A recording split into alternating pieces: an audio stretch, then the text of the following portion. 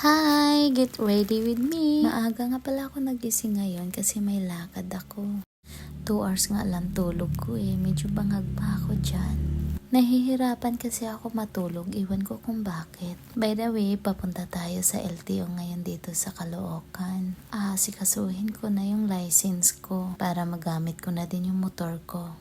Plakado talaga yung mukha ko ngayon dahil kasi ilang taon din yung license na dadalhin ko. At dahil nga sa sobrang lakas ng hangin, inaalala ko yung bangs ko. Kaya binaba ko na yung helmet ko. At ito na nga, nag-shortcut nga pala yung rider. First time ko makadaan dito. Medyo kabado 20 nga ako dito kasi hindi ko maaninag yung maps niya. Tapos sabi ko, hala naka-shortcut din naman ako dito pero bakit hindi ko nadaanan to? Kuya, saan to? Doneta po. Ha? Doneta. Tinanong ko na talaga siya kung saan kami banda. Kasi nga kabado 20 ako. Buti na lang maayos siya kausap. Sabi niya shortcut nga daw. Nagtataka kasi ako kasi medyo maraming puno. At nung patawid kami dito, muntik pa kami mag-meant to be. Maging kwento na sana yung buhay namin. Hindi ko na videohan. Sa sobrang kaba ko, Diyos ko day. Tinapik ko yung balikat niya na dahan-dahan lang. Kung gusto mo ako na mag-drive, charot! Para matuluyan tayo, charot! Pero sabi niya, pasensya na ma'am. Mabait naman siya. Tahimik. At mukhang nakafocus sa buhay.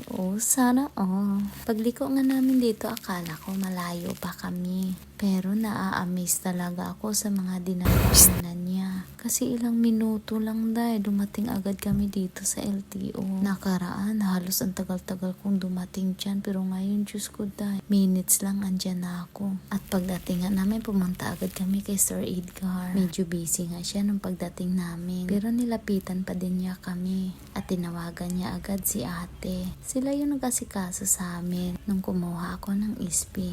Hanggang sa license. Mabait si ate, madaldal, approachable, at maasikaso. At yan nga kinikilig ako kasi nga lagi niya ako sinabihan ng maganda. Dahil nga mapaniwalain ako, tuwang-tuwa ako. Tas sabi niya sarado yung LTO dito sa Caloocan. Kaya sa QC na lang daw ako. Meron naman daw sa Valenzuela, kaya lang daw mahigpit. Kaya pinasa niya ako sa QC. At nag-book agad siya ng joyride. After nga niya mag-book, nag-selfie muna kami at nag-usap-usap. Sabi niya, ang sarap maging buhay dalaga, no? Sabi ko din, nga masarap sana. Kaya lang, di na ako dalaga, kakapanganak ko pa lang. Tapos di siya naniwala, kaya sabi ko, naka-block lang kasi ako, kaya di halata ng bagong panganak. Sabi niya, kung talaga may asawa ka, patingin nga. Sino sa asawa mo? Hindi. Patingin asawa mo? Wag na. Wag na, wala akong maipakita. Sinungaling ka Buti na lang dumating agad yung rider na putol agad yung usapan namin. Buti nga daw hindi marunong magselos yung asawa ko. At di ako pinagbawalan. Sabi ko naman hindi marunong magselos yun. Kung mapapanood mo to ate, wala po talaga akong asawa. Pero may kinotchalant ako. Hi, tangkad! At kung may asawa ako, di din ako papayag na pipigilan ako sa mga gusto ko. Kaya buti na lang talaga, di ko pinangarap na magkaroon ng asawa. Pagdating ko nga dito sa LTO, tuwang-tuwa pa ako kasi unti lang yung tao.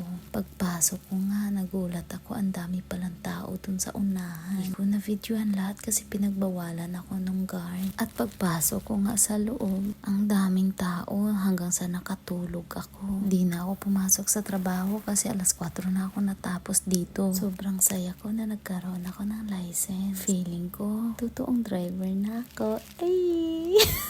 Di na ako sasabihan ng customer na, Neri, hatid kita. Ako na magsasabi sa kanila, ako na lang maghatid sa'yo. Gusto mo? Hanggang dito na lang yung video ko. Thank you for loving me, mama.